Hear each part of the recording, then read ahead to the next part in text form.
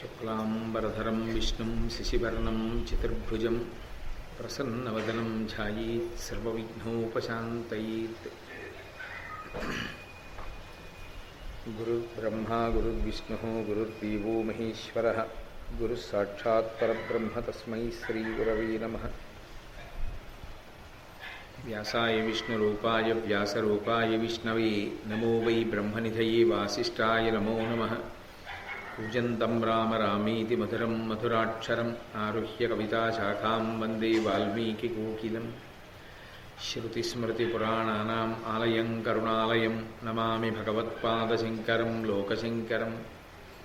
వాగర్థావివ సంపృక్తౌ వాగర్థప్రతిపత్తయే జగతః పితరౌ వందే పార్వతీపరమేశ్వరౌ. సూక్తిం సమగ్రేతున స్వయమేవ లక్ష్మీః శ్రీరంగరాజమహిషీమధురైః కటాక్షైః వైదగ్ధ్యవర్ణకుడగుంభనగౌరవైర్యాం కండూలకర్ణకుహరాः కవయోధయంతి. హైమోద్భపుండ్రమజహన్మకుటం సునాసం మందస్మితం మకరకుండలచారుగండం బింబాధరం బహుళదీర్ఘకృపాకటాక్షం శ్రీవేంకటేశముఖమాత్మని సన్నిధత్తాం. విమలపటి కమలపుటి పుస్తకరుద్రాక్షసస్తహస్తపుటి కామాక్షి పక్ష్మలాక్షి కలిత విపంచి విభాసి వైరించి. మనోజవం మరుతతుల్యవేగం జితేంద్రియం బుద్ధిమతాం వరిష్టం వాతాత్మజం వనరయూధముఖ్యం శ్రీరామదూతం శిరసా నమామి. ఆపదామపహర్తారం దాతారం సర్వసంపదాం లోకాభిరామం శ్రీరామం భూయో భూయో నమామ్యహం. నారాయణం నమస్కృత్య నరం చైవ నరోత్తమం దేవీం సరస్వతీం వ్యాసం తతో జయముదీరయేత్. హరి ఓం. పరమేశ్వర స్వరూపైన సభకి నమస్కారం. తరచుగా ఏమి ఇంచుమించు ప్రతిరోజు ఒక మాట అంటున్నాను. ధర్మాన్ని అనుష్ఠించి ధర్మాన్ని నమ్మి ఉన్నప్పుడు వాళ్ళకి కావలసిన విషయాల్ని పరమేశ్వరుడే సమకూరుస్తుంటాడు అని. ధర్మరాజు గారు బెంగపెట్టుకున్నాడు. ఎందుకని అంటే కర్ణుడు ప్రతిజ్ఞ చేశాడు, నేను అర్జునుడిని చంపుతాను, లేకపోతే నా కాలి గోళ్ళు కడుక్కోను అన్నాడు. ధర్మరాజు గారు సహజ కవచ కుండలములు ఉన్నటువంటి ఆ కర్ణుణ్ణి ఎలా చంపగలం యుద్ధభూమిలో, అది అంత తేలికైన విషయం కాదు కదా అని నిద్రలేని రాత్రులు గడిపాడు అన్నాడు. నిద్రలేని రాత్రులు గడిపాడు అన్న మాటకు అర్థం, ఇన్ని అస్త్రాలు పొంది ఉన్నాడు కదా అర్జునుడు, సాక్షాత్తు పాశుపతాస్త్రాన్నే పొందాడు కదా పరమశివుణ్ణి మెప్పించి. పక్కన కృష్ణ భగవానుడి అనుగ్రహం ఉందని తెలుసు కదా.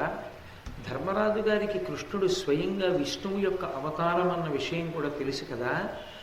ఇన్ని తెలిసి ఉన్నప్పటికీ కూడా అతను ఇంకా కర్ణుడికి సహజ కవచ కుండలాలున్నాయని భయపడడానికి వెనక ఉన్న అసలు ప్రమాదకరమైన కారణమేమి, దేనికి ధర్మరాజు గారు అంత బెంగపెట్టుకున్నాడు అంటే, సహజ కవచ కుండలాలంటే దాని అర్థం ఏదో బాణం వేస్తే అడ్డుకోవడం కోసం కట్టుకున్న కవచ కుండలములని కాదు.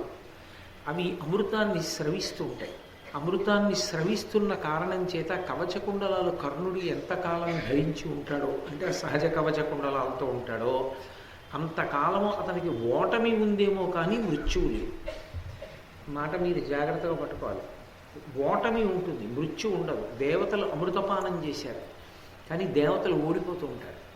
దేవతలు కూడా రాక్షసుల చేతిలో ఓడిపోయి అమరావతిని విడిచిపెట్టి వెళ్ళిపోయిన సందర్భాలు పౌరాణిక వాంగ్మయంలో కోకొల్లలు. కాబట్టి అమృతం తాగిన వాళ్ళు ఓడిపోతారు కానీ అమృతం తాగిన వాళ్ళు చనిపోరు. కాబట్టి కర్ణుడు చనిపోడు. కర్ణుడు చనిపోడు కనుక ఆయనకి కవచము కుండలములు సహజముగా వచ్చినవి ఎంతకాలం ఉంటాయో అంతకాలము మృత్యువు లేదు. మృత్యువు లేనివాడు కనుక అతను చిరంజీవి, అతను ఉండగలడు. అతను ఉన్నాడు అంటే అర్జునుడి మీద పగ సాధించి తీరుతాడు.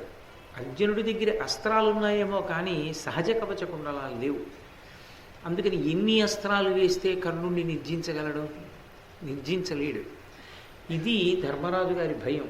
కురుక్షేత్ర సంగ్రామం అంటూ జరిగితే ఆ సంగ్రామంలో కర్ణుడిని మట్టు పెట్టడం ఎలా? పైగా కర్ణుడు అర్జునుడిని చంపుతానని ప్రతిజ్ఞ చేశాడు. సావనివాడైనప్పుడు ఎంత యుద్ధం చేస్తే మాత్రం అర్జునుడికి విజయం సాధించే అవకాశం కలుగుతుంది. కానీ ధర్మరాజు గారు బెంగ పెట్టుకుంటే అది ధర్మరాజు గారి బెంగ కాదు, పరమేశ్వరుడి బెంగ.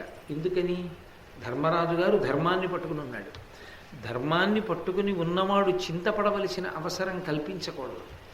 దాన్ని పరమేశ్వరుడు తీర్చవలసి ఉంటుంది. అందుకే కృష్ణ భగవానుడు కొన్ని చోట్ల ప్రత్యక్షంగా నడిపిస్తాడు భారతాన్ని, కొన్ని చోట్ల పరోక్షంగా పరమాత్మ స్వరూపుడై వెనక ఉండి నడిపిస్తూ ఉంటాడు.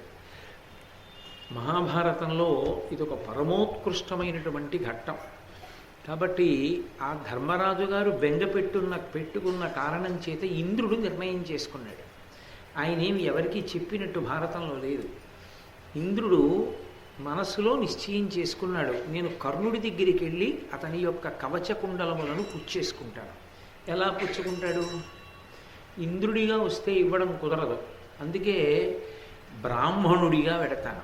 కర్ణుడు ఒక వ్రతం పట్టి ఉన్నాడు. ఎవరైనా బ్రాహ్మణులు వచ్చి భవతి భిక్షాందేహి అంటే ఏం కావాలని అడుగుతాడు. ఏం కావాలంటే అది ఇచ్చేస్తాడు. అలా ఇచ్చేసే వ్రతం పట్టి ఉన్నాడు కాబట్టి ఒక బ్రాహ్మణ రూపంలో వెడతాను. వెళ్ళి నేను ఆ కర్ణుని యొక్క సహజ కవచ కుండలాల్ని దానంగా పుచ్చేసుకుంటాను. అప్పుడు కర్ణుడికి అమృతత్వం ఉండదు, చిరంజీవిత్వం ఉండదు, అతను మరణిస్తాడు. అప్పుడు ఇక అర్జునుడి అస్త్రములను తట్టుకోగలిగిన శక్తి కర్ణుడికి ఉండదు. కాబట్టి ధర్మరాజు గారి బెంగ తీరడానికి ఇంద్రుడు బయలుదేరాడు. ధర్మరాజు గారు ఏమైనా ఇంద్రుడిని అడిగాడా? అడిగినట్టు భారతంలో లేదు. ధర్మరాజు గారు బెంగ పెట్టుకున్నాడని ఇంద్రుడు కదిలాడు. అంటే దాని అర్థం ఏమిటంటే ఎక్కడ ఎవరు ధర్మం పట్టుకున్నా పరమేశ్వరుడు కదులుతాడు. ఎవడు అధర్మాన్ని పట్టుకున్నాడో వాడి దగ్గర చావకుండా ఎన్ని సామాగ్రులున్నా వాడు చచ్చిపోవడానికి కావలసింది కూడా వండి పెడతాడు. రెండూ చెయ్యగలడు పరమాత్మ. అందుకే ఆయన బయలుదేరదాం అనుకుంటున్నాడు ఇంద్రుడు. ఇది సూర్యనారాయణమూర్తి గమనించాడు. ఎందుకంటే ఆయన దేవతగా, ఆయనకి తెలియకుండా ఎలా ఉంటుంది? కర్ణుడి దగ్గరికి వెళ్ళి నేను దానం పుచ్చుకుందామని ఇంద్రుడు అనుకుంటే ఇంద్రుడు ఇలా అనుకుంటున్నాడని ఆయన గ్రహించాడు సూర్యుడు. సూర్యపుత్రుడేగా కర్ణుడు. అందుకని పుత్రవాత్సల్యంతో ఆయన ఒక బ్రాహ్మణ రూపంలో వెళ్ళాడు. సంస్కృత భారతంలో వేరుగా ఉంది, ఆంధ్ర భారతంలో బ్రాహ్మణ రూపంలోనే వెళ్ళాడు. వెళ్ళి కర్ణుడు ఏకాంతంగా ఉన్న సమయం చూసి ఆయన దగ్గరికి వెళ్ళాడు. ఏం కావాలి, ఎందుకు వచ్చారని అడిగాడు. ఎవరో బ్రాహ్మణుడు వచ్చాడు అనుకో. ఆయన అన్నాడు, నీవు ఏకాంతంలో ఉన్నప్పుడు నేను నీతో మాట్లాడాలి, చాలా ముఖ్యమైన విషయాన్ని మాట్లాడాలన్నాడు. మాట్లాడండి, ఏకాంతంలోనే ఉన్నానుగా అన్నాడు. అంటే ఆయన అన్నాడు, అమృతమయంబు సువ్య సుగుణాకర ఈ మహనీయ వస్తుయుగ్మము ఇవి యుండునేని త్రిజగంబుల యందు అశేష శత్రులోకమునకు నీవు వజ్జుడవు కావు, నిరంతర సౌఖ్య సాంద్రమోదమున వెలుంగుదువు, ఏనిది హితంబుగా చెప్పితి మొసపోకుమి. బ్రాహ్మణ రూపంలో వచ్చిన సూర్యుడు అన్నాడు ప్రారంభమే, అమృతమయంబు సువ్య సుగుణాకర, ఓ సుగుణములకు అలవాలమైన వాడా, ఓ కర్ణుడా, నీకు సహజముగా పుట్టుకతో వచ్చినటువంటి కవచకుండలములు ఏ ఉన్నాయో అవి అమృతమయములు. అవి ఎప్పుడూ అమృతాన్ని స్రవిస్తూ ఉంటాయి. అమృతాన్ని స్రవిస్తుంటే ఆ శరీరము అమృతమయం అవుతుంది. అమృతవపుహు అని విష్ణువుకి పేరు. ఆయన అవధ్యుడు, ఆయన శరీరం తెగి పడదు భూమి మీద, ఆయన మరణించాడు. మరణించని వాళ్ళు మహాభారతంలో కొంతమంది ఉన్నారు. అశ్వత్థామ, కృపాచార్యుడు, కృతవర్మ ఇలాంటి వాళ్ళందరూ చిరంజీవిత్వాన్ని పొందారు. అందులో ఈయన ఒకడవుతాడు. కాబట్టి నువ్వు అవధ్యుడివి. 3 లోకములు వచ్చి ఎదురుగుండా నిలబడి యుద్ధం చేసినా నిన్ను చంపగలిగిన వాళ్ళు లేరు. మీరు ఆ మాట జాగ్రత్తగా పట్టుకోవాలి. అవధ్యుడే కానీ ఓడిపోని వాడు కాడు. ఓడిపోతాడు ఖచ్చితంగా, అర్జునుడి చేతిలో ఓడిపోతాడు. కానీ అర్జునుడు మాత్రం చంపలేడు. కాబట్టి అమృతమయంబు సువ్య సుగుణాకర ఈ మహనీయ వస్తుయుగ్మము. యుగ్మము అంటే 2, వస్త్రయుగ్మం సమర్పయామి అంటాం కాదు, 2. ఏవా 2 అంటే కవచము, కుండలముల జంట. ఇవి ఉన్నంతకాలం 3 జగములలోని అశేషమైనటువంటి శత్రులోకము కూడా నిన్ను సంహరించడం సాధ్యం కాదు.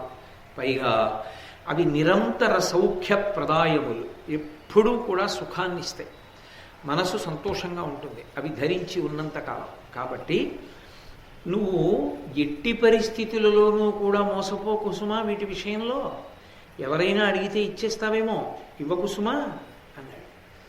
అంటే కర్ణుడు అన్నాడు, అయ్యా మీరు ఎవరు? మీరు బ్రాహ్మణుడు, ఇప్పుడు నాకు వచ్చిన ఆపద ఏమిటి? అసలు నా సహజ కవచ కుండలాలను ఎవరు అడుగుతారు? అసలు ఎందుకు ఇవ్వవలసి వస్తుంది నేను? మీరు నా మీద ఇంత ఆపేక్ష వహించి ఏ కారణానికి మీరు నాకు ఈ పరాకు చెప్తున్నారు? మీరెవరో నాకు తెలియచేయవలసింది అని అడిగాడు. అంటే సూర్యనారాయణమూర్తి యథార్థ స్వరూపాన్ని పొంది, నేను సూర్యనారాయణం అంటే వెంటనే దిగ్గులు లేచి నమస్కరించాడు. నేను నీకు కొంత హితం చెప్పాలని వచ్చాను. నేను నీ తండ్రిని అని సూర్యనారాయణమూర్తి చెప్పలేదు. నేను నీకు హితం చెప్పాలని వచ్చాను. ఇంద్రుడు నీ సహజ కవచ కుండలములను తస్కరించడం కోసమని ఒక బ్రాహ్మణ వేషంలో వచ్చి నిన్ను దానం అడగబోతున్నాడు. నువ్వు కాని పొరపాటున వీటిని దానం ఇచ్చేశావా, కురుక్షేత్ర సంగ్రామంలో నువ్వు అర్జునుడి ముందు నిలబడలేవు, వెంటనే వధింపబడతావు. కాబట్టి ఇవ్వకు, ఇది చెప్పడానికే వచ్చాను అన్నాడు. అంటే వెంటనే కర్ణుడు అన్నాడు సూర్యుడితోటి, భూసురకోటి వేడుటయు బోడిగ ప్రాణములైన నీకి నా బాస దినేశ లోకమున ప్రస్ఫుటమింతయు అట్లు కాకయున్ వాసవుడట్టే నన్నొడగవచ్చు ప్రియంపడి నాకు ఒక్క బ్రాతే సురలోక వందిత మదిన్ గవచంబున కుండలంబులు. ఆయన అన్నాడు, భూసురకోటి వేడుటయు బోడిగ ప్రాణములైన నీగి నా బాస. బ్రాహ్మణులు ఎవరైనా వచ్చి నన్ను భిక్షాందేహి అని అడిగితే నీ ప్రాణములు కావాలి అన్నా సరే నేను ఇచ్చేస్తాను, అది నా ప్రమాణం.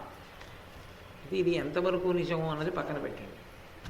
కర్ణుడు అన్నవన్నీ నిజాలని చెప్పడానికి ఆధారాలు లేవు. కాబట్టి బ్రాహ్మణులు వచ్చి అడిగితే నా ప్రాణమైనా ఇచ్చేస్తాను. ఇదే నిజమైతే ఇంద్రుడు వచ్చి కవచకుండలాలు అడిగితే అన్ని బేరాలు అడక్కర్లేదు కర్ణుడు. కాబట్టి నేను బ్రాహ్మణులు అడిగితే నా ప్రాణమైనా ఇస్తాను, అది నా యొక్క ప్రతిజ్ఞ. లోకమున ప్రస్ఫుటం ఇంతయు దినేశ, ఓ సూర్యుడా, ఇది లోకమునకు ప్రస్ఫుటం, అందరికీ తెలుసు. బ్రాహ్మణుడు వచ్చడిగితే ఇస్తానని, అందుకే ఇంద్రుడు బ్రాహ్మణుడిగా వస్తున్నాడు. అట్లు కాకయున్ వాసవుడట్టే నన్నొడగవచ్చు ప్రియంబడి నాకు ఒక్క బ్రాతే.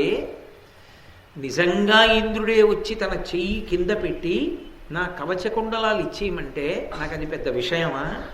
మదిం కవచంబును కుండలంబులు, సహజ కవచం సహజ కుండలాలు కదా అని ఆలోచిస్తాను అనుకుంటున్నావా? ఇచ్చేస్తాను. నా ప్రతిజ్ఞ అటువంటిది, కాబట్టి నేను ఇచ్చేస్తాను.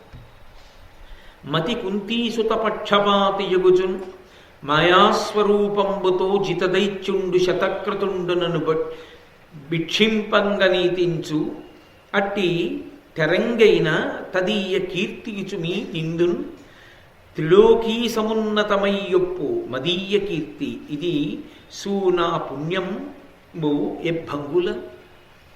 ఓ సూర్యభగవానుడా, మది కుంతీసుత పక్షపాతయగుచున్. ఆయన మనసులో కుంతీదేవి యొక్క పుత్రులైనటువంటి, అప్పటికి తెలియదు కర్ణుడికి తాను కూడా కుంతీపుత్రుడు అన్న విషయం తెలియదు కనుక, కుంతీసుతుల యందు పక్షపాతం వహించినటువంటి వాడై మాయాస్వరూపంబుతో జిత దైత్యుండు శతక్రతుండునను భిక్షింపంగ నీతించు. 100 క్రతువులు చేసి ఇంద్రపదవిని అలంకరించినటువంటి వాడు, ఎందరో శత్రువులను దునుమాడినటువంటి దేవేంద్రుడే వచ్చి నా ముందు నిలబడి భిక్షాందేహి అని నిలబడితే అంతకన్నా కీర్తి లోకంలో ఇంకోటి ఉంటుందా? నన్ను ఇంద్రుడు భిక్షాందేహి అని అడగడమా? నేను దాతనా? ఇంతకన్నా ఏం కావాలి? ఇది నా కీర్తి సమున్నతమైనటువంటి స్థాయిని పొందడానికి కారణం కాదా? అందుకని నిజంగా ఇంద్రుడే వచ్చి అడిగితే బ్రాహ్మణ రూపంలో నేను ఒక్క మాట మాట్లాడను, తీసి ఇచ్చేస్తాను. ఎందుచేత అంటే అడిగితే ఇచ్చేయడమే నా వ్రతం. నాకు కావలసింది కీర్తి ఒక్కటే. శరీరములు శాశ్వతములు కావు, ఎంత కష్టపడినా శరీరాలు ఉండవు, వెళ్ళిపోతాయి. శాశ్వతమైనది ఏదైనా ఉంటే ఆ శరీరముతో చేసిన పనుల వలన ఏర్పడేటటువంటి కీర్తి. నేను కీర్తి యందు అనురక్తుడను, నాకు కీర్తి కావాలి. అందుకని నేను ఆ కీర్తి కొరకు ఇవి దానం చేస్తాను. ఈ మాటలు ఎంతవరకు హేతుబద్ధములు అన్నది కొంచెం జాగ్రత్తగా ఆలోచించవలసినటువంటి అవసరం ఉంటుంది. కర్ణుడు నిజంగా కీర్తి కొరకే ఉండే పనులు చేసేవాడైతే ఇంతకు పూర్వమే ఆయన ఎంతో అపకీర్తిని మూట కట్టుకున్నవాడు. అక్కర్లేని విషయాలకి దుర్యోధనుడిని ఎన్నో మాటలు రెచ్చగొట్టాడు. కర్ణుడి జీవితంలో మాయని మత్స ద్రౌపదీదేవి విషయంలో సభాపర్వంలో ఆయన మాట్లాడినటువంటి మాటలు. నువ్వు బంధకివి, ఒక్క భర్తకి భార్యవి కావు, 5గురు భర్తలకి భార్యవి కనుక నీ బట్టలు సభామంటపంలో ఊడదీసేసిన దోషం లేదు అని పలికినవాడు. ఆ ద్రౌపదీదేవి యొక్క పాతివ్రత్య ప్రభావం చేతనే అనంత వస్త్ర సంపద శ్రీకృష్ణ పరమాత్మ చేత ఇవ్వబడినప్పటికీ ఆమె పాతివ్రత్య శక్తి తెలుసుకోలేక నువ్వు జూదమాడి ఓడిపోయినటువంటి భర్తని ఎంచుకొని దుర్యోధనుడిని రెచ్చగొట్టి, దుర్యోధనుడు నిండు సభలో తన బట్ట తొడ మీదది పైకి తీసి తొడ చరిచి ద్రౌపదీదేవిని వచ్చి కూర్చొమ్మనేటట్టుగా ఆయన దుర్యోధనుడి బుద్ధి ప్రచోదనం చేసినటువంటి పరమ దుర్మార్గుడు కర్ణుడి. అయినప్పుడు నిజంగా కీర్తి యందు అనురక్తి కలిగిన వాడైతే అప్పుడు ఈ బుద్ధి గడ్డిదిందా? అప్పుడు ఎందుకు ప్రవర్తించినట్టిలా? కీర్తి యందు నిజంగా అనురక్తి కలిగిన వాడు కాడు, అది అతని బలహీనత. అప్పటికి అలా అంటూ ఉంటాడు తప్ప నిజంగా ఒక సిద్ధాంతానికి కట్టుబడిన వ్యక్తిగా మహాభారతంలో కర్ణుడిని చెప్పడం చాలా కష్టం. కర్ణుడి నేటి వెంట వచ్చినటువంటి ఈ మాటలన్నీ యథార్థములేని చెప్పడానికి గతంలో జరిగినటువంటి సభాపర్వం ఆయన యొక్క శీలాన్ని అలా ధృవీకరించట్లేదు. ధృవీకరించినప్పుడు కర్ణుడు మాట్లాడుతున్న మాటలు సత్యములని చెప్పడం కష్టం. నిజంగా కర్ణుడు అటువంటి వ్రతం ఉన్నవాడైతే భగవంతుడు కూడా అతన్ని చెరచడానికి చాలా వెనకాడతాడు. ఆయన శీలమునందున్నటువంటి దోషమే ఆయన భ్రష్టత్వమునకు కారణమైనది. కాబట్టి నాకు ఆ కీర్తి యందు అనురక్తి. కీర్తి విడువజాల, కీర్తితో మెలగంగ చావు వచ్చనేవి చత్తు, కానీ జగమలోన నెల్ల సడికంటే చావు మేలనగబరగో మాట ఎనగ వినవే. కీర్తి కోసం అవసరమైతే శరీరాన్ని విడిచిపెట్టేస్తాను, చనిపోతాను తప్ప అపకీర్తిని మాత్రం ఏ కారణానికి తెచ్చుకోను. ఎందుచేత జగములోన నెల్ల సడి కంటే చావు మేలు, అపకీర్తి తెచ్చుకోవడం కంటే చచ్చిపోవడమే మేలు అన్నాడు. ఇది నిజమైతే దుర్యోధనుడిని ఘోషయాత్రకు ఎందుకు రెచ్చగొట్టాడు? ఇది నిజమైతే ఘోషయాత్రలో బుద్ధి తెచ్చుకున్నటువంటి దుర్యోధనుణ్ణి పాండవులు నీ దాసులు నిన్ను రక్షించడం వాళ్ళ కర్తవ్యం అని మెట్ట వేదాంతం ఎందుకు మాట్లాడాడు? వాళ్ళు దాసులు కారని తెలిసి ఆ మాటను ఎందుకు ప్రయోగించాడు? అప్పటికే అతను కట్టుకోవలసినంత అపకీర్తిని మూట కట్టుకున్నాడు, ఇంక కొత్తగా కట్టుకోవడానికి ఏం లేదు. ఇప్పుడు మాట్లాడితే అది చెల్లుబాటు కాదు, చారిత్రం ప్రధానం. ఒక వ్యక్తి ఒక మాట అంటే అలా అనడానికి అర్హత దేని నుండి వస్తుంది అంటే గతములో అతని యొక్క ప్రవర్తన వలన వస్తుంది. గతంలో నడవడి అలా లేకుండా ఇప్పుడు ఏదో ఒక మాట అంటే లోకం దాన్ని హర్షించదు. అలా అనడానికి ఆయనకి అధికారం ఉన్నదా, అలా అనడానికి అర్హత కలిగిన వాడేనా అన్నది విచారణ చేస్తుంది. చేసినప్పుడు ఏది ప్రధానమంటే చారిత్రమే ప్రధానం. ఆయనకి ఎన్ని తెలుసన్నది చూడరు, ఆయన ఎలా ప్రవర్తిస్తాడన్నది చూస్తారు. ఆయన అలా ప్రవర్తించి ఉండకపోతే గతంలో ఇప్పుడు ఆయనకి ఆ మాట చెప్పే అధికారం ఉండదు.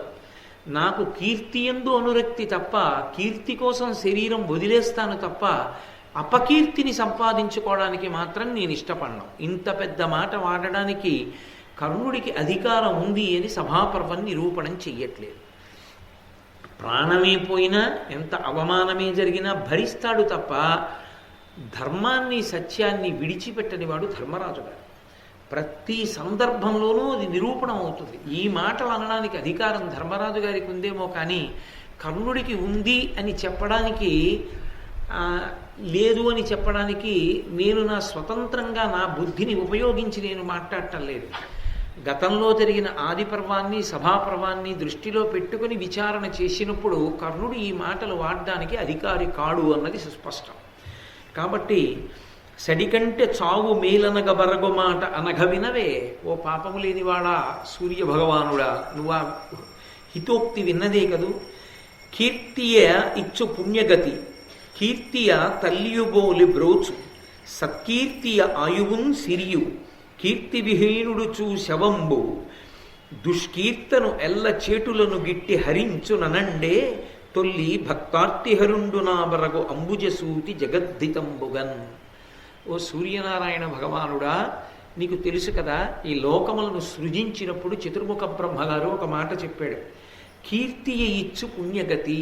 ఒక మనిషి పుణ్యగతి ఎందు అంటే పుణ్యము ఏ మార్గాన్ని చిట్ట చివర చూపిస్తుందో చేరుకోవలసినటువంటి లక్ష్యాన్ని చేరడానికి పుణ్యము ఏ మార్గాన్ని ఇస్తుందో ఆ మార్గమునందు వెడుతున్నాడనడానికి గుర్తు ఆయన కీర్తి. ఆయన సంపాదించుకున్న కీర్తి ఆయన పుణ్యమునకు కొలబద్ద. ఆయన పేరు చెప్తే ఎంతమంది నమస్కరిస్తారో, ఎంతమంది ఆయన చాటున కూడా ఆయన్ని శ్లాఘిస్తారన్న దాన్ని బట్టి ఆయన ఎంత పుణ్యచరిత్ర కలిగిన వాడన్నది తెలుస్తుంది. ఈ మాటలు బ్రహ్మగారు అన్నాడు అని కర్ణుడు చెప్తున్నాడు. కీర్తియ తల్లియువోలే బ్రోచు. తల్లి ఎలా రక్షిస్తుందో అలా రక్షిస్తుంది కీర్తి. ఎందుకని? కీర్తి వచ్చింది అంటే కారణం ధర్మం.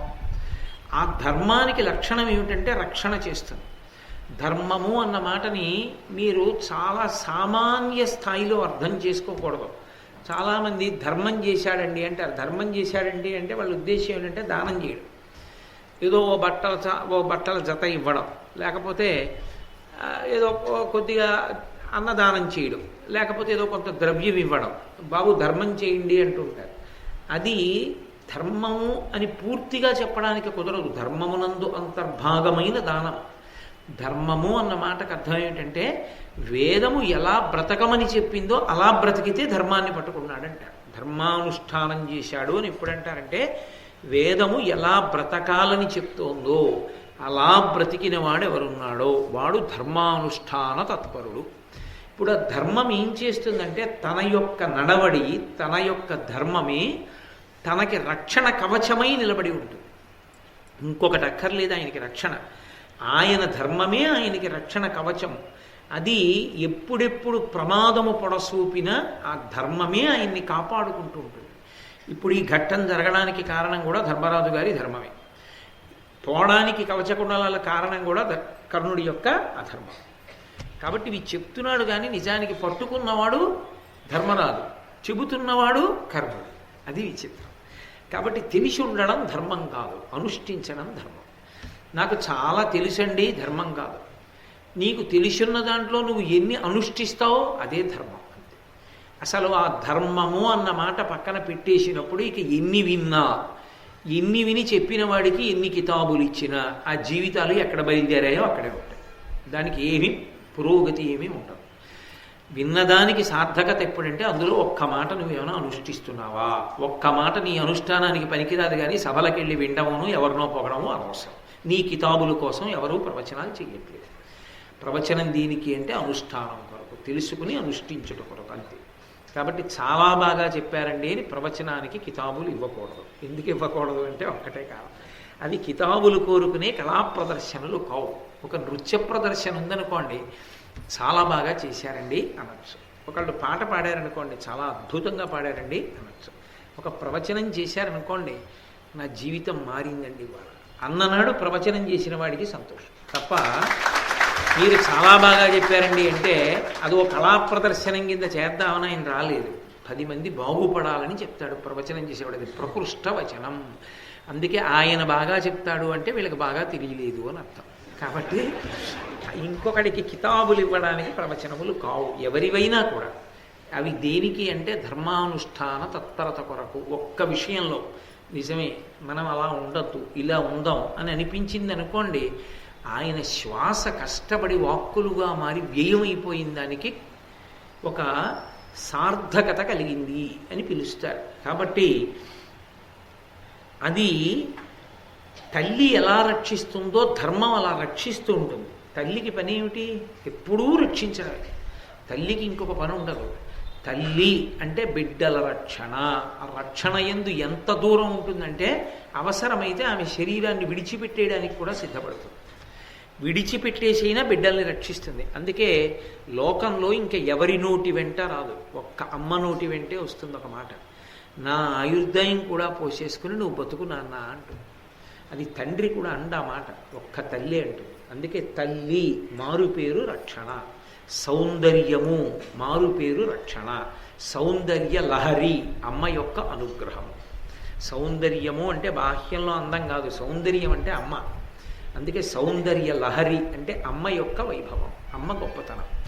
కాబట్టి అమ్మ ఎలా రక్షిస్తుందో కీర్తి అలా రక్షిస్తుంది. కీర్తి రక్షిస్తుంది అన్న మాటకు అర్థం ఏంటంటే ధర్మము వలన అని. ధర్మానుష్ఠాన తత్పరునికి కదా కీర్తి ఉంటుంది. అందుకని ఆ కీర్తి రక్షిస్తుంది. అలాగే సత్కీర్తియ ఆయువున్ సిరియు. అసలు మనిషి ఆయుర్దాయం అంతా ఎక్కడుంటుంది అంటే ఆ ధర్మమునందు, ఆ కీర్తి ఎందు ఉంటుంది. ఎందుకని మీరు చూడండి, లోకంలో ఒక మాట ఉంటుంది. ఆయన వలన లోకానికి ఓ ప్రయోజనం ఉందనుకోండి, ఎక్కడో ఏదో గుడికెడతారు. సాధారణంగా లోకంలో ఎవరైనా గుడికెడితే వాళ్ళ కుటుంబం కోసమే నమస్కారం చేస్తారు. మహాపురుషులైన వారు సమాజోద్ధరణ కొరకు కంకణం కట్టుకున్న వాళ్ళ కోసం ఎవరు ఎక్కడికి వెళ్ళినా ఓ నమస్కారం చేస్తుంటారు. ఎవరు ఎక్కడ ఏం చేస్తున్నా వాళ్ళ గురించి ఓ నమస్కారం చేస్తుంటారు. అందులో ఆశ్చర్యం ఏంటంటే దేవాలయాలు దాన్ని పూనికగా తీసుకుంటాయి. దేవాలయాల్లో జరిగేటటువంటి అర్చనల్లో అటువంటి మహాత్ముల పేర్లు చేర్చి పూజ చేస్తాయి. ఎందుకని అంటే ధర్మము వారి వలన నిలబడుతుంది. అందుకని వారు ఆయువుతో ఉండాలి, వారికి ప్రమాదం రాకూడదు, వారు జీవించి ఉండాలి, వారు బ్రతకాలని అయ్యా మీ పేరు మీద కూడా పూజ చేయించామండి అంటారు. అయ్యా ఇదిగో ప్రసాదం తెచ్చాం తీసుకోండి అంటారు. అయ్యా కుంకం తెచ్చాం పెట్టుకోండి అంటారు. ఎందుకు? భగవద్ అనుగ్రహం ఆయనకి కట్టబెడితే, ఆయన 10 కాలాలు బతికితే ఆయన వలన 10 మంది మారి తమ జీవితాలు సుసంపన్నం చేసుకుంటారు. అందుకని భగవద్ అనుగ్రహాన్ని కట్టబెడతారు. కీర్తి ఆయువు అన్న మాటకు అర్థం కేవలము కీర్తి కాదు, ధర్మానుష్ఠానం. కాబట్టి కీర్తి సిరి, కీర్తి ఆయువు, కీర్తియే ధనము. కాబట్టి ఆ కీర్తి లేనివాడు శవంతో సమానం. కీర్తి లేకపోవడము అన్న మాటకు అర్థం ఏంటంటే అపకీర్తి కలిగి ఉండడం. ఏ కీర్తి లేదంటే అపకీర్తిని కలిగి ఉన్నాడని గుర్తు. అపకీర్తి కలిగిన వాడిని చూస్తే భయపడతారు, కీర్తి కలిగిన వాడిని చూస్తే ఆదరిస్తారు. ఆయన పక్కన లేకపోయినా ఆయన కోసం పూజ చేయిస్తారు. అపకీర్తి ఉన్నవాడు చూస్తే ఎప్పుడు పోతాడు రా బాబు, ఇలా లోకాన్ని పాడు చేసేస్తున్నాడంటే. కాబట్టి అపకీర్తి ఉన్నవాడు శవంతో సమానం.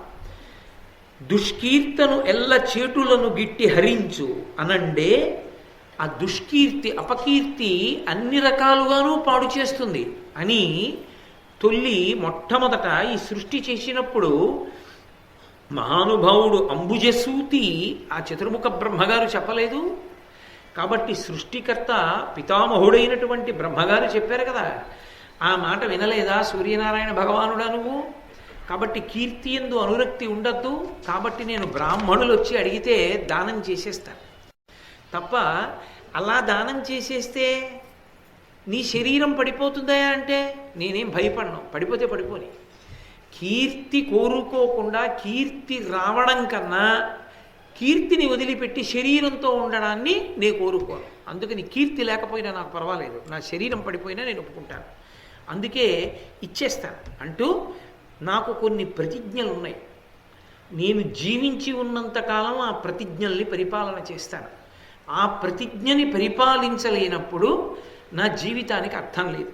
అవి ఏమిటి అంటే, విప్రులు కడు నర్ధి వేడిన కలిమిలో బొజ్జంబు చేయక ఇచ్చుటొకటి, బలితంబు పగతుర పరిమార్చుటొక్కటి, దండియై అని చొచ్చుటొంటెడొకటి, శరణాగతుని ఎట్టి శత్రువునైనను కరుణించి చంపక కాచుటొకటి, భామిని ద్విజ వృద్ధ బాలాతురలకైన ఆపద చెచ్చెర బాపుటొకటి, అనగ విని వ్రతంబులై చెల్లునాకు ఇందొకటి తప్పెనేని వికల కీర్తినగుదు, కాన ఇత్తు నకిలమ్ము నెరుగనా ఖండలునకు కవచ కుండలములు. కర్ణుడన్నాడు, నాకున్న ప్రతిజ్ఞలు చెప్తాను విను. భగవన్ తండ్రి అని తెలియదు సూర్యనారాయణుడు. హే భగవన్, విప్రులు కడునర్ధి వేడిన కలిమిలో బొచ్చంబు చేయక ఇచ్చుటొకటి. నా మొట్టమొదటి ప్రతిజ్ఞ ఏమిటంటే, బ్రాహ్మణుడైన వాడు వచ్చి భిక్షాందేహి అని నా గుమ్మం ముందు నిలబడితే నా ఐశ్వర్యానికి తగ్గకుండా ఇచ్చేస్తాను, ఏదైనా సరే ఇస్తాను. అలాగే బలితంపు పగతుర పరిమార్చుటొక్కటి, దండియయ్యని జచ్చుటొండెడొకటి. చాలా బలిష్టమైనటువంటి వీరులతో యుద్ధం చెయ్యవలసి వచ్చినప్పుడు విజృంభించినటువంటి ఉత్సాహంతో యుద్ధం చేసి అవతల వారిని మట్టు పెట్టేస్తాను. అలా మట్టు పెట్టలేకపోతే అవతల వారి చేతిలో నా ప్రాణం వదిలేస్తాను తప్ప యుద్ధభూమిలోంచి మాత్రం వెనక్కి తిరిగి వెళ్ళిపోను, పారిపోను. ఇవన్నీ ఆయనకి చెప్పడానికి అధికారం ఉందో లేదో మీరే చెప్పేయచ్చు, నేను చెప్పక్కర్లేదు. ఘోషయాత్రలో ఏం చేశాడు చిత్రసేనుడు వస్తే? ఎక్కడికి పారిపోయాడు? మరి యుద్ధంలో చాలా బలమైన వీరుడు వస్తే చంపనన్నా చంపుతానా, ఆయన చేతిలో చచ్చన్నా పోతానన్న మాట ఎలా చెల్లింది? అలాగే శరణాగతుని ఎట్టి శత్రువునైనను కరుణించి చంపక కాచుటొకటి. శరణాగతి చేస్తే వచ్చి రక్షించమని అడిగితే ఎంత ప్రబల శత్రువునైనా సరే కాపాడతాను. అభిమన్యుడి విషయంలో ఒక్క పిల్లాన్ని చేసి ఎలా చంపాడు? శరణాగతి చేయలేదనుకోండి, కానీ భామిని ద్విజ వృద్ధ బాలాతురులకైన ఆపద చెచ్చెర బాపుటొకటి. ఇంతకన్నా హాస్యాస్పదమైన మాట ఇంకోటి లేదు. భామిని స్త్రీలకు ఎప్పుడైనా ఆపద కలిగితే రక్షించి తీరుతారు. ద్రౌపదీదేవి వస్త్రాపహరణం అప్పుడు ఈ మాట ఏమైంది?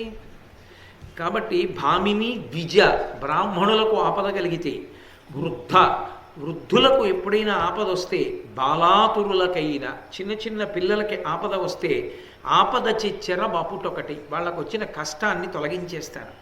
అనగ విని వ్రతంబులై చెల్లు నాకు. ఇవన్నీ నాకు వ్రతాలు, ఇవన్నీ ఎట్టి పరిస్థితుల్లో విడిచిపెట్టాను. ఇందొకటి తప్పెనేని వికల కీర్తి నగుదు. ఏ ఒక్కటైనా నేను ఎప్పుడైనా తప్పానంటే నా కీర్తి అంతా పోయినట్టే. దానికి ఎవరో చెప్పక్కర్లేదు, కాకినాడ ఈ సభ చాలు. కాబట్టి అనగా ఇవి వ్రతంబులై చెల్లు నాకు, ఇందొకటి తప్పెనేని వికల కీర్తి నగుదు. కాన ఇత్తు అఖిలమ్ము నెరుగన ఖండలునకు కవచ కుండలములు. బ్రాహ్మణ రూపంలో వచ్చినవాడు ఇంద్రుడే అని తెలిసినా వచ్చి అడిగితే కవచ కుండలాలు ఇమ్మని ఇచ్చేస్తాను. అలా నిలబడతాడా? చూడండి సన్నివేశం ఎలా ఉంటుంది. వచ్చి అడిగితే ఇచ్చేస్తాను అంటే సూర్య భగవానుడు నవ్వన్నాడు, సరే నేను చెప్పగలిగింది చెప్పాను. కీర్తి కీర్తి కీర్తి అంటున్నావు. కీర్తి తాను చూసుకుంటే తృప్తి. శరీరాన్ని పణంగా పెట్టి కీర్తి తెచ్చుకోవడం ఏమిట్రా?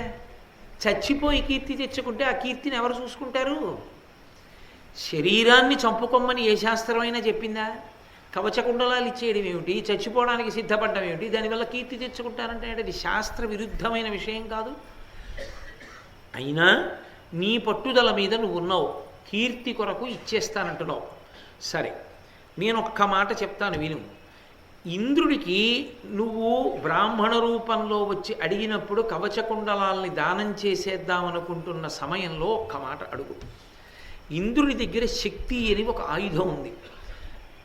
ఆ ఆయుధాన్ని ఒక్కసారి ప్రయోగిస్తే అది పగతురు ఎవరున్నారో అంటే శత్రువులు ఎవరున్నారో వాళ్ళందరినీ తెగటార్చి వెనక్కి వస్తుంటుంది. మళ్ళీ శత్రువుల మీదకి వెళ్ళి మళ్ళీ చంపుతుంది, మళ్ళీ వస్తుంది. అది ఒకసారి వేస్తే ఆగేది కాదు. ఒకసారి వేస్తే శత్రువుల్ని చంపుతుంటుంది, వెనక్కి వస్తుంటుంది, మళ్ళీ వెడుతుంటుంది, మళ్ళీ వస్తుంటుంది. అది చేతిలో ఉంటే ఎంతమంది శత్రువులనైనా చంపచ్చు. అది వ్యర్థమవడం అన్నమాట ఉండదు. అది చేతిలో ఉంటే ఎవరికి గురిపెట్టి వేశాడో వాడు చచ్చిపోవలసింది. కవచకుండలాలు పోతే పోయి కనీసం నీ ప్రతిజ్ఞ నిలబడుతుంది. అది అర్జునుడి మీద వేసేస్తే చాలా, అది దాని సంకేతం. కాబట్టి నీ కవచకుండలాలు ఇచ్చి ఇంద్రుడిని శక్తి ఇమ్మను. ఆ శక్తి పుచ్చేసుకో, శక్తి ఇస్తాడు, నువ్వు కవచకుండలాలు ఇచ్చేస్తే అప్పుడు నువ్వు రేపు యుద్ధభూమిలో నిలబడగలుగుతావు. కాబట్టి ఎల్లభంగుల నిశ్చయం విధియేని వచ్చ వినుమింక నొక్కటి వాసవునకు కలదు దారుణంబును అమోఘంబును అయిన శక్తి అది నీకు అడుగుము సవినయముగా. చాలా వినయంగా ఇంద్రుడి దగ్గర అమోఘమైనటువంటి ఆ శక్తి అన్న అస్త్రాన్ని అడిగి పుచ్చేసుకుని కవచకుండలాలు ఇచ్చేయి. ముందు ఇచ్చి శక్తిని అడక్కు, శక్తిని పుచ్చుకుని కవచకుండలాల్ని అన్నాడు. తప్పకుండా అలా పుచ్చుకుంటాను. అప్పుడు అది దానమా? మీరు ఒక్కటి ఆలోచించండి. ఒక బ్రాహ్మణుడు వచ్చి అడిగితే ఏదైనా ఇచ్చేస్తానన్నది వ్రతమైతే, అలా నేను మళ్ళీ ఇంకొకటి అడిగి పుచ్చుకుని ఇస్తానంటే అది వ్యాపారమా, దానమా? అది ఎలా దానం అవుతుంది? మీకు నేను పంచల్సా పెడతానండి, మీరు మాత్రం దాని ఖరీదు 500, ఒక 300 ఇవ్వండి చాలు అన్నారు అనుకోండి. మీ పంచల్ చాపుని సెకండ్ హ్యాండ్కి అమ్ముకుంటున్నారేమో తప్ప మీ పంచల్ చాపుని దానం ఎక్కడ చేశారు మీరు? ఇక దానకర్ణుడు అన్న మాట ఎలా అన్వయమైంది అసలు? కర్ణుడు కవచకుండలాల్ని కోసి ఇచ్చేశాడంటారు. కర్ణుడు కవచకుండలాల్ని కోసి ఇవ్వడంలో ఎంత అపకీర్తి ఉంది? నేను అడిగానని కాదు, యథార్థమా కాదా? తన కవచాన్ని తన కుండలాల్ని కోసి ఇచ్చేశాడు మహానుభావుడు అంటుంటారు. పోసి ఇచ్చేయడం నిజంగా బ్రాహ్మణ రూపంలో ఇంద్రుడు రాగానే ఇచ్చేశాడు అనుకోండి, నిజంగా ఆయనకి రెండు చేతులు ఎత్తి నమస్కరిస్తాం. కర్ణుడు నాకేం శత్రువుగాడు, మహాభారతంలో ఉన్న వ్యక్తుల్లో ఆయనవుడు. ధర్మం పట్టుకున్న వాళ్ళని నేను చెప్తున్నది ఒక వ్యాసహృదయంతో చెప్తున్నాను కాబట్టి ధర్మం ఎక్కడుందో శ్లాఘిస్తాను. ఎక్కడ ధర్మము లేదో దాన్ని నేను విమర్శిస్తాను. కర్ణుడు చేసింది దానం అయితే మళ్ళీని వచ్చిన ఇంద్రుడి దగ్గర నేను శక్తి అన్న ఆయుధం అడుగుతాను, ముందు పుచ్చుకున్నాకే నేను ఇస్తానంటే అలా ఎవరైనా దానం చేస్తారా లోకంలో?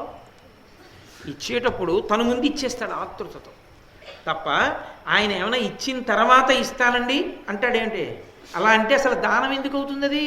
అప్పుడు ఏ బ్రాహ్మణుడు వచ్చి అడిగినా నేను ఇచ్చేస్తాను, ఇంద్రుడే బ్రాహ్మణ రూపంలో వచ్చినా నేను సంశయించాను, ఇచ్చేస్తాను. కీర్తి కావాలి, దిక్కుమాలిన శరీరమే ఉంది, ఎందుకు ఈ డాంబికాలు? అది కాదు, ధర్మరాజులా ఉండాలి. గంధర్వులే ఎత్తుకుపోతుంటే కాగల కార్యంగా గంధర్వులు తీర్చేశారు అన్నయ్య అంటే తప్పురా, జ్ఞాతే అన్నదమ్ములం వెళ్ళి తీసుకురండి అన్నాడు. దుస్సల భర్త తన భార్యకు అపచారం చేస్తే ఏడుస్తుందిరా చెల్లెలు, వదిలిపెట్టేయండి అన్నాడు. అది ధర్మం తప్ప తన కవచకుండలాలు ఇవ్వడానికి ఇంద్రుడి దగ్గర ఏదో పుచ్చుకుంటాట, కీర్తి మాత్రం కావాలట. ఏమి ఇచ్చేశాడండి అని. ఎందుకు? కావలసింది అర్జునుడిని చంపాలి, శక్తి చేతిలో ఉంది, కవచకుండలాలు లేకపోతే. కాబట్టి అర్జునుడిని చంపడానికి ఆ శక్తి చాలు. నెరవేరుతాయా ఇలాంటి కోరికలు? ఎక్కడ అధర్మం ఉంటుందో దాన్ని వెంటనే పరమేశ్వరుడు పరిమితం చేస్తాడు. ఇలా పుచ్చుకున్నాడు కాబట్టే అది యుద్ధరంగంలో పనికి రాకుండా పోయింది. అది ఎలా వచ్చింది అన్న సందర్భం మీరే చూస్తారు ఎదురు మహాభారతంలో. కాబట్టి ఆయన అన్నాడు సూర్యుడు, నేను నీకు ఎందుకు వచ్చి ఇన్ని విషయాలు చెప్పాను? ఇంద్రుడు బ్రాహ్మణ రూపంలో వస్తాడని ఎందుకు చెప్పాను? కవచకుండలాలు ఇవ్వకని ఎందుకు చెప్పాను? ఇంద్రుడి దగ్గర శక్తి అన్న అస్త్రాన్ని పుచ్చుకుని తప్ప ఇవ్వద్దని ఎందుకు చెప్పాను? ఇస్తానని మాట ఇచ్చాడని ఇచ్చేయిద్దని ఎందుకు చెప్పాను? ఈ విషయాలు నీ మీద ఇంత ప్రేమతో చెప్పడానికి ఒక రహస్యం ఉంది. ఆ రహస్యం నేను ఇప్పుడు చెప్పను, వేరొక కాలంలో నీకు తెలుస్తుంది నేను ఎందుకు వచ్చి చెప్పాను. కాబట్టి అది అక్కడతో అలా మనసులో పెట్టుకోవచ్చు చాలు. ఎందుకు సూర్యుడు నా మీద ఇంత ప్రేమ చూపించాడు అన్నదాన్ని ప్రస్తుతానికి మర్చిపో. ఏదో ఒకనాడు తెలుస్తుంది నీకు నాకు ఉన్న అనుబంధం ఏమిటో. అప్పుడు నువ్వు అనుకుంటావు, అందుక వచ్చి చెప్పాడు మహానుభావుడు రెక్కలు కట్టుకుని అనుకుంటావు. చాలు, ఇప్పుడు నన్ను అడక్కు, నీకు నేనేమో నాకు నువ్వేమో, ఆ ప్రసక్తి వద్దన్నాడు అన్నాడు. అంతర్ధానమైపోయాడు. ఈయన ఊరుకున్నాడు. ఈయనంటే ఊరుకున్నాడేమో కానీ కర్ణుడు వింటున్నవాడు చాలా ఆర్తితో ఉన్నాడు. జనమేజయుడు వింటున్నాడు. పాండవుల యొక్క వంశాంకురం జనమేజయుడు, పరీక్షిత్తు కొడుకు. జనమేజయుడు ఎలా ఊరుకుంటాడు? కర్ణుడికి చెప్పలేదండి సూర్యుడు, కానీ ఒక రహస్యం ఉందని వెళ్ళిపోయాడండి అంటే ఊరుకుంటాడా? ఆ రహస్యం ఏమిటో నాకు వెంటనే చెప్పండి, అసలు కర్ణుడికి సూర్యుడికి ఏమిటి అనుబంధం అని అడిగాడు. అడగడం మరి అలా అడిగే ఆర్తి ఉన్నవాడికి కదా భారతం చెప్తారు. ఎప్పుడో చెప్తారు, పోన్లేదు ఏం పోయిందంటే దానిలో ఆర్తే ఉంది వినడంలో.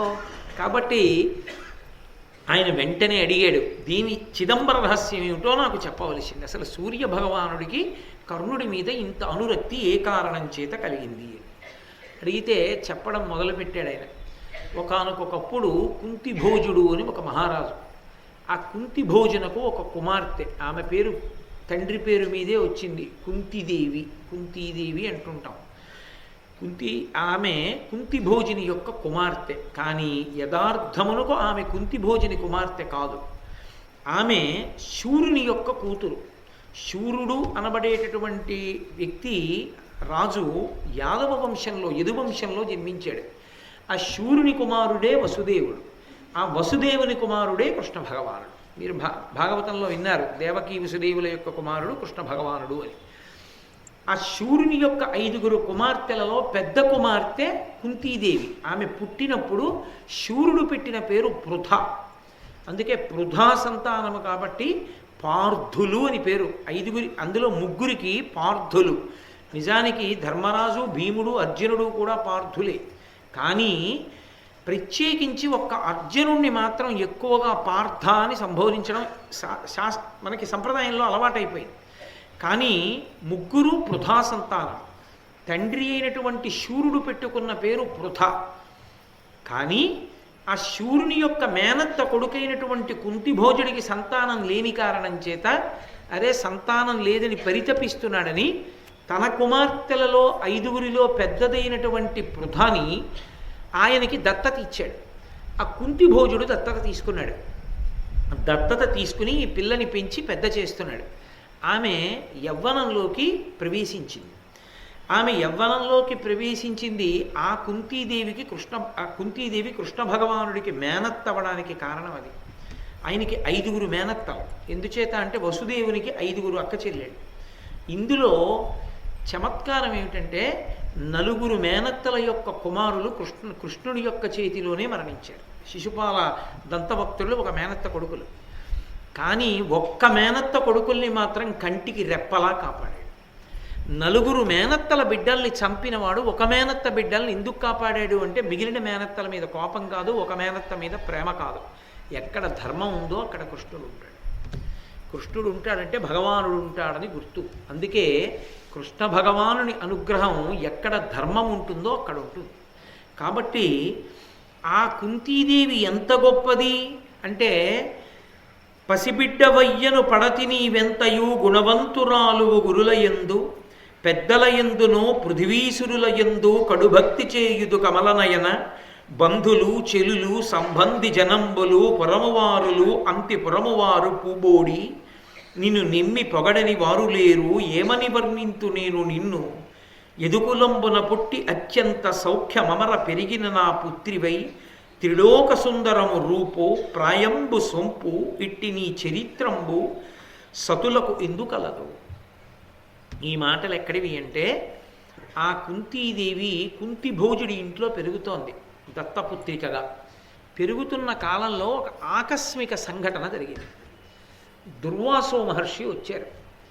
ఆయన వచ్చి తన పరివారంతో కుంతి భోజుడిని అడిగారు, నేను కొంతకాలం నీ అంతఃపురంలో ఉంటాను, నాకు చాలా జాగ్రత్తగా పరిచర్య చెయ్యగలిగినటువంటి వారిని నియమించు అన్నాడు. దుర్వాసో మహర్షికి పరిచర్య ఎవ్వరూ చేయడానికి సిద్ధపడరు.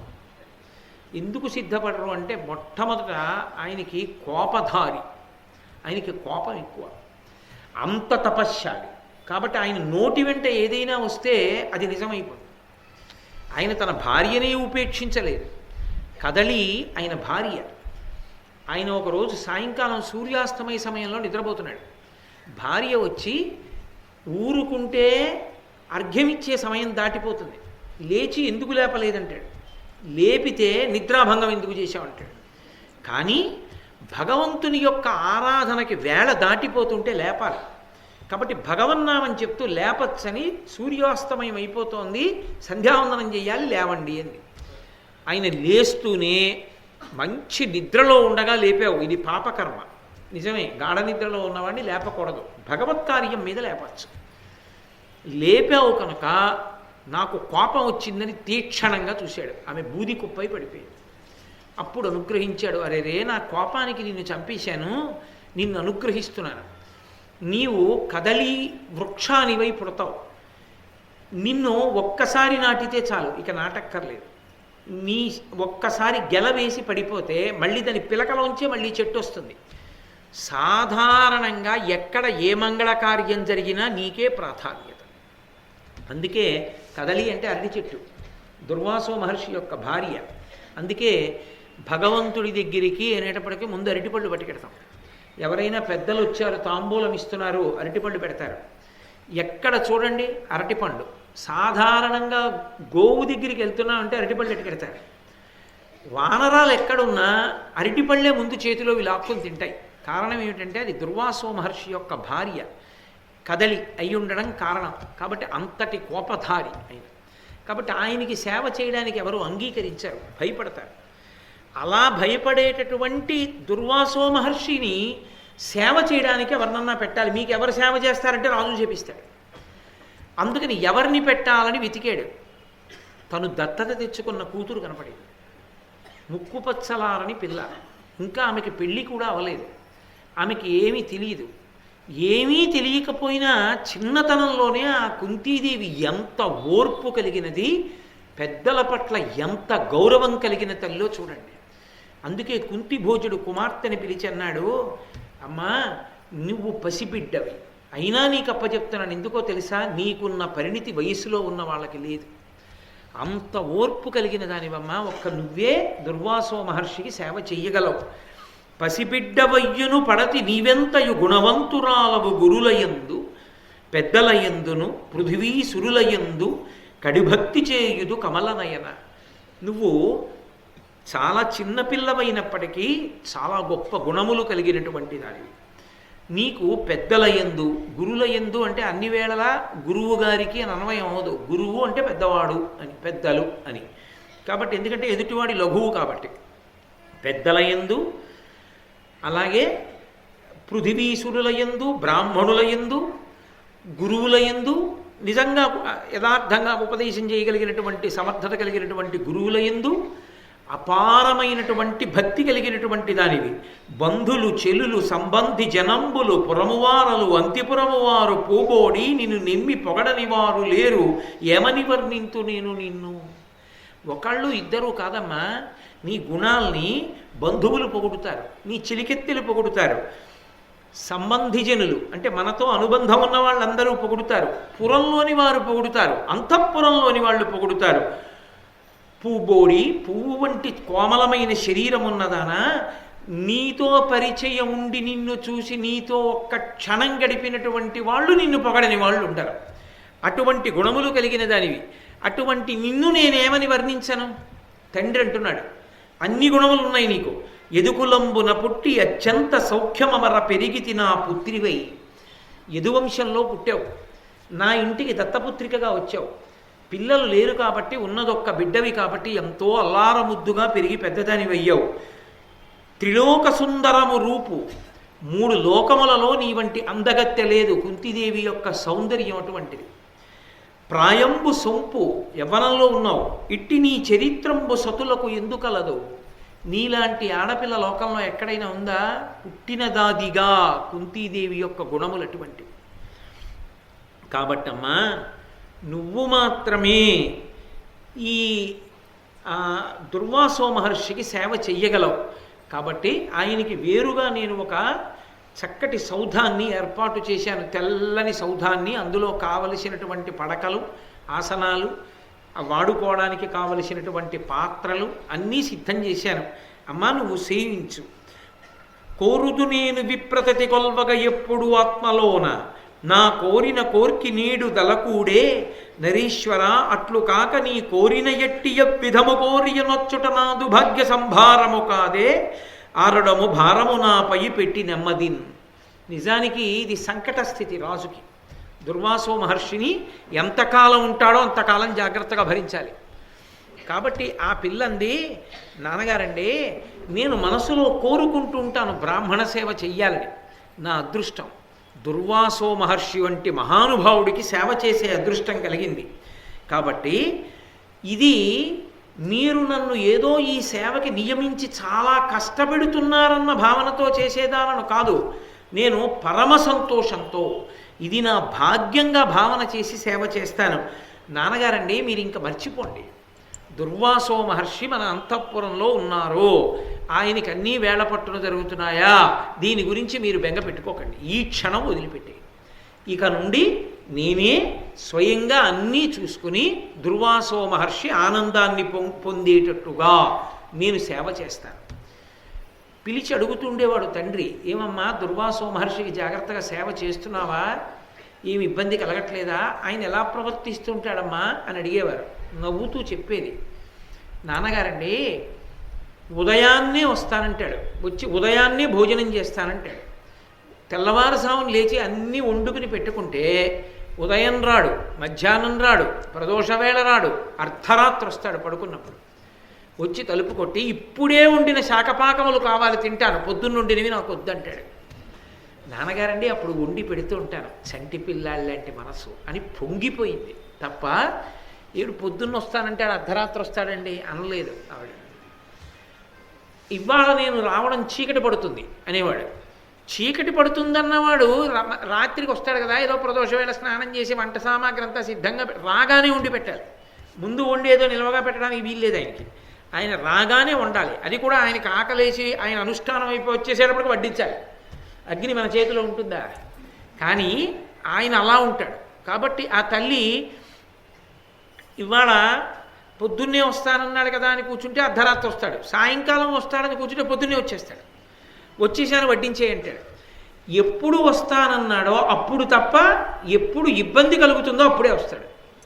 తను చెప్పిన వేళకి మాత్రం ఎప్పుడూ రాడు. అలా సంవత్సరం పాటు సేవించి ఎప్పుడు ఆవిడ నిద్రపోయిందా అన్నది మీరు ఇప్పుడు ఆలోచించాలి. ఎప్పుడూ విసుక్కోలేదు. విసుక్కోవడం కాదు, మనసులో ఏమిటినా అనుకుంటే కనిపెడతాడు. ఆ భావన రాకుండా చేసింది ఆవిడ. అది ఆవిడ గొప్పతనం. అది కుంతీదేవి యొక్క శీల వైభవం. ఆవిడ అంత కోరి కోరి సేవించింది. అందుకే ఆయన కూడా అలాంటి వరాన్ని ఇచ్చాడు. ఏ సామాన్యమైన వరాన్ని ఏమి ఇవ్వలేదు ఆయన. కుంతీదేవి జీవితంలో కలగబోయేటటువంటి పెద్ద పెను ప్రమాదాన్ని ఊహించి దాన్ని పూడ్చడానికి కావలసిన వరాన్ని ఇచ్చి వెళ్ళిపోయాడు యథేచ్ఛగా. అపర శివావతారం దుర్వాసో మహర్షి అంటే. కాబట్టి చాలా సంతోషించి ఒక సంవత్సర కాలం అయిపోయింది. బేరీజు వేసుకున్నాడు. మనసులో కూడా ఖేదపడలేదు. పసిపిల్లాడు, ఏమి బ్రాహ్మణుడు, ఏమి మహర్షి అని పరమ ప్రీతితో సేవ చేసింది నాకు అని ఆవిడ్ని పిలిచి అన్నాడు.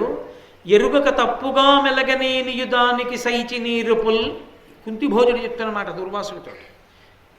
కుంతిని అప్పచెప్పేటప్పుడే కడుపులో భయం, పిల్లలు లేరు, దత్తపుత్రికని పంపిస్తున్నాను, ఏమో ఏమంటాడో, ఎప్పుడే కోపం వచ్చి శాపం ఇచ్చి వెళ్ళిపోతాడో అని కుంతిభోజుడు చెప్పుకున్నాడు.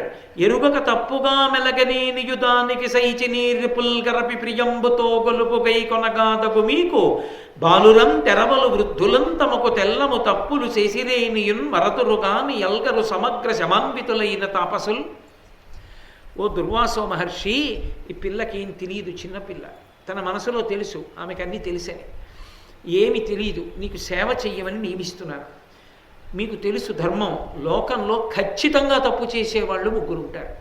ఎవరంటే ఒకటి బాలురు, వాళ్ళకేం తెలియదు, వాళ్ళు పిల్లలు కాబట్టే తప్పు చేస్తారు. పిల్లలు తప్పు చేయకుండా ఉండాలని కోరుకున్న పెద్దవాడి కన్నా పరిపక్వత లేనివాడు లోకంలో ఉన్నాడు. వాళ్ళు పిల్లలు కాబట్టే వాళ్ళు తప్పు చేస్తారు. ఏమిట్రా పడుకొని ఇలా ఏడుస్తావు అంటుంది. కానీ అమ్మ అలా అమ్మ పడుకుంది ఆడవకూడదని తెలిస్తే వాడు శిశువు ఎందుకు అయ్యాడు? వాడికి తెలిస్తే ఏడుస్తాడా? అమ్మ పడుకుందని వీధిలో కూర్చుని చదువుకుంటాడు. కాలింబెలు కొడతారేమో మా అమ్మ లేచిపోతుంది. వాడికి తెలియదు కాబట్టే పాపం ఏడుస్తాడు వాడు. కాబట్టి బాలురు తప్పు చేస్తారు, పిల్లలు తప్పు చేస్తారు. మహాభారతం ఎన్ని ధర్మ సూక్ష్మాలు చెప్తుందండి. కాబట్టి బాలురు తప్పు చేస్తారు. తెరవలు అంటే స్త్రీలు తప్పు చేస్తుంటారు. ఎందుకంటే స్త్రీలు ఎందుకు తప్పు చేస్తారు అంటే వాళ్ళకి భర్తకి ఉన్నంత అనుభవం ఉండదు. 10 మందితో మాట్లాడేవాడు ఆయన, లోకంలో తిరిగేవాడు ఆయన, వ్యవహార జ్ఞానం ఆయన, గురువుగారి దగ్గర శాస్త్రం చదువుకున్నవాడు ఆయన. ఇవి లేని ఆడది తప్పు చేస్తే పెద్ద విశేషం ఏముందండి? కాబట్టి తప్పు చేస్తుంది. ఆమెకి తప్పు చేసే అవకాశం ఉంది. ఏదో తెలిసో తెలియకో ఒకసారి ఏదో ఓ మడిబట్ట ఆరేయడంలో పొరపాటు రావచ్చు, లేకపోతే ఏదో సంధ్యావందనానికి నీళ్లు పెట్టడంలో పొరపాటు రావచ్చు, లేకపోతే ఓ పూజకి ఏదైనా అందించడంలో పొరపాటు జరగచ్చు. ఎందుకు జరుగుతుందంటే ఆమెకి తెలియదు కాబట్టి. నీ కాపాటి తెలియదా అని అడగకూడదు, తెలియదనే తెలిసి ఉండాలి. అది ప్రథమ ధర్మం. అందుకే చెప్పుకోవడమే తప్ప సర్దుకోవడమే తప్ప మూడో మార్గం లేదు. ఎవరితో? ఇద్దరితో. ఒకటి భార్య, 2 కోడలు. పరిపక్వత కలిగిన వాళ్ళు అని గుర్తు ఏమిటంటే ఈ ఇద్దరిని వాళ్ళకున్నటువంటి ప్రజ్ఞ విషయంలో విమర్శ చేయకూడదు. వీధిలోకి వచ్చి ఏమిటో మా ఆవిడికి ఏం తెలియదండి అని అనకూడదు పురుషుడు. ఆమెకి నిజంగా ఏమీ తెలియకపోతే నువ్వు సర్దుకోవాలంతే. 2 కోడలు ఒకసారి నీ ఇంటికి వస్తే ఇక్కడ పిల్ల కాకపోయినా నీ ఇంటి సభ్యురాలు. ఆమెకి ఏమీ తెలియకపోతే కడుపులో పెట్టేసుకోవాలంతే. నువ్వు చెప్పుకోవాలి. చెప్పినా వినకపోతే సర్దుకుపోవాలంతే తప్ప ఈ ఇద్దరి విషయంలో బయటికి వెళ్ళడానికి వీల్లేదు. కాబట్టి ఈ దక్షత ఎక్కడ ఉంటుందంటే మగవాని యందు ఉంటుంది. అంటే ఇంటికి యజమాని అయినటువంటి వాడి మీద ఉంటుంది. ఇంట్లో ఇల్లాలికి భర్తగా, కోడలికి మామగారిగా ఇంటి గౌరవాన్ని నిలబెట్టేటట్టు చూసుకోవలసిన వాడు ఆయన. అందుకే ఆయనకు అంత గౌరవం ఇస్తుంది శాస్త్రం. కాబట్టి ఈ ముగ్గురు తప్పు చేస్తారు. కాబట్టి ఈ పిల్ల తప్పు చేస్తే దోషమే ఉంది? నువ్వు ధర్మాత్ముడివి, తప్పు చేయదు. చిన్నపిల్ల, పైగా ఆడపిల్ల కాబట్టి తప్పే చేస్తుంది, ఒప్పు చేస్తుందని ఊహించద్దు. పెద్ద మనసు చేసుకుని ఈమె తప్పులు చేస్తే సైరించు, కోప్పడకే అని అప్పచెప్పి వెళ్ళాడు పాపం కుంతిభోజుడు. కుంతిదేవిని పిలిచి అడుగుతున్నాడు. ఆవిడ కూడా అలా సేవిస్తోంది దుర్వాసో మహర్షిని. ఎంతో పొంగిపోయాడు. 1 సంవత్సరం అయిపోయింది. వెళ్ళిపోయే ముందు ఏం కుంతి భోజుడిని పిలిచి వాళ్ళని పిలిచి వీళ్ళని పిలిచి చెప్పడాయన. ఆయన వెళ్ళిపోవాలనుకుంటే వెళ్ళిపోతాడు అంతే. కాబట్టి వెళ్ళిపోయే ముందు ఒకసారి కుంతీదేవిని పిలిచాడు. చాలా సంతోషించాను. ఎంత గొప్ప సేవ చేశావు, నీకు ఒక మంత్రాన్ని ఉపదేశం చేస్తున్నాను. నువ్వు ఈ మంత్రాన్ని ఉపాసన చేస్తే, అంటే ఈ ఉపాసన చేయడము అన్న మాటకు అర్థం ఏంటంటే మంత్రాన్ని నియమంతో అంగన్యాస కరన్యాసాలతో మంత్రాధిష్టాన దేవతని ధ్యానం చేసి జపం చెయ్యాలి మంత్రాన్ని. తప్ప జపం చేయకుండా వదిలేయకూడదు మంత్రాన్ని. మంత్రాన్ని జపం చేయకుండా వదిలేస్తే మంత్రానికి మంత్రాధిష్టాన దేవతకి మంత్రాన్ని ఇచ్చిన గురువు గారికి రుణపడిపోయి పాడైపోతాడు. నీకు ఉపదేశం పుచ్చుకుంటే చేసి తీరాలి దాన్ని, లేకపోతే ఇది దోషం అవుతుంది. కాబట్టి నువ్వు ఉపాసన చెయ్యి ఈ మంత్రాన్ని బాగా. దీని శక్తి నీలోకి ప్రవేశించిన కారణం చేత ఏమవుతుందంటే నువ్వు ఏ వేలుపుని చూసి రా అని పిలిస్తే ఆ దేవత నీ దగ్గరికి వస్తాడు, ప్రసన్నుడవుతాడు. ప్రసన్నుడవుతాడన్న మాటకు అర్థం ఏంటంటే నువ్వు ఏ కోరికతో పిలిచావో ఆ కోరిక తీర్చి వెళ్ళాలంతే, అలా తీర్చకుండా వెళ్ళడానికి వీల్లేదు. అంత గొప్ప వరాన్ని నీకు ఒకటి ఆక్షిస్తున్నాను, ఈ మంత్రాన్ని నీకు ఇస్తున్నాను అని అన్నాడు. ఇప్పుడు నాకు ఎందుకండి ఆ మంత్రం, నాకు ఎందుకండి దేవతలు వాళ్ళని నేను పిలవడం ఎందుకు, ఈ మంత్రాన్ని ఉపాసన చేయడం ఎందుకు, వాళ్ళు నాకు ఏ కోరిక తీర్చడం ఎందుకు అని అనాలి కుంతీదేవి. ఎందుకు అనాలో తెలుసా? ఆమె తండ్రి చేత రక్షింపబడుతోంది. ఆమెకి ఏమైనా కావాలంటే తండ్రి ఇవ్వాలి, పెళ్ళైతే భర్త ఇవ్వాలి. మధ్యలో అస్వతంత్రురాలైనటువంటి ఆడపిల్లకి మంత్రం ఎందుకు ఇప్పుడు అంటే ఈ మంత్రం అవసరం కాబట్టే దుర్వాసో మహర్షి ఇచ్చారు. ఇదే పాండవుల జననానికి కారణమైంది, ఇదే కుంతీదేవి జీవితం పండడానికి కారణమైంది, ఇదే ధర్మ ప్రతిష్టాపనకి కారణమైంది. కాబట్టి దీని వెనక కారణం ఎవరంటే దుర్వాసో మహర్షి. 3 కాలములను తెలుసుకోగలిగినవాడు. రాబో కాలంలో కుంతీదేవి జీవితానికి వచ్చేటటువంటి ఇబ్బందిని లెక్క కట్టి దానికి విరుగుడుగా మంత్రం ఇచ్చేసాడు. ఇప్పుడు ఈ మంత్రం ఇచ్చి ఆయన వెళ్ళిపోయాడు. అది ఎప్పుడు అవసరమో అప్పుడు ప్రయోగిస్తుంది, అది ఆయన ఉద్దేశం. కాబట్టి ఇప్పుడు ఆ మంత్రం ఇచ్చి ఆ మంత్రాన్ని శాస్త్ర ప్రకారంగా ఎలా ఉపదేశించాలో దానికి అంగన్యాస